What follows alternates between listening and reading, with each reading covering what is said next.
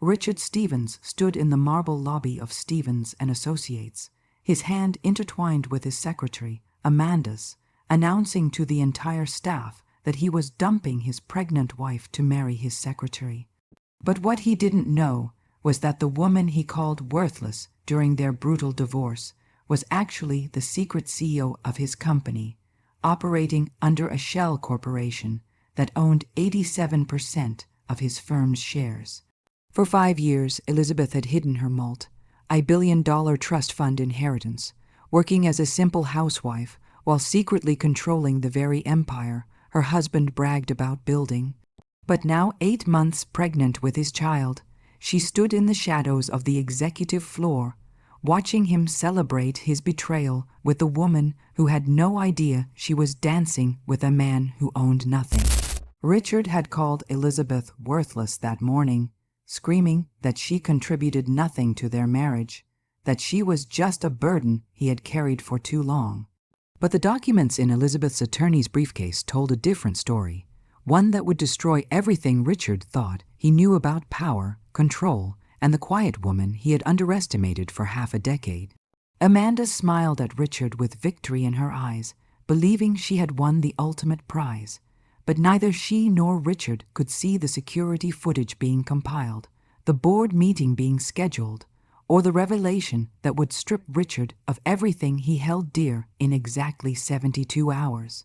What would Richard do when he discovered that his pregnant wife was not only the secret CEO, but also the sole inheritor of the Whitmore fortune, the same family whose investment had saved his company from bankruptcy 3 years ago? How would Amanda react when she learned that the man she was marrying was about to lose his company, his reputation, and his freedom?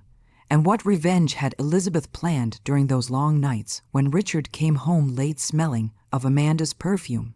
While Elizabeth sat in their home office moving pieces on a chessboard her husband never knew existed, Richard Stevens had always believed that success was something you built with your own hands. But the foundation of his empire rested on a lie he never bothered to uncover.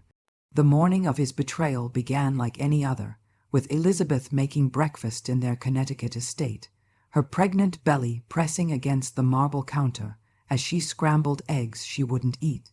But Richard barely glanced at her as he scrolled through his phone, responding to messages from Amanda that made him smile in ways his wife hadn't seen in years. "I'm leaving you," Richard announced between sips of coffee, his tone casual as if he were discussing the weather. But Elizabeth's hand froze on the spatula, her knuckles white against the handle. "I filed for divorce. I want you out of the house by Friday." Elizabeth turned slowly, her 8-month pregnant frame silhouetted against the morning light streaming through floor toe-sailing windows, but her face remained composed, a mask she had perfected over 5 years of marriage to a man who never truly saw her. "On what grounds?" she asked, her voice steady despite the tremor in her chest. "Does it matter?" Richard stood buttoning his Tom Ford suit jacket with the confidence of a man who believed he held all the cards, but he failed to notice the way Elizabeth's eyes tracked his movement, calculating, measuring, remembering. "You've been worthless as a wife, no career, no ambition, just sitting around spending my money while contributing nothing to this marriage." The word worthless hung in the air like a poison.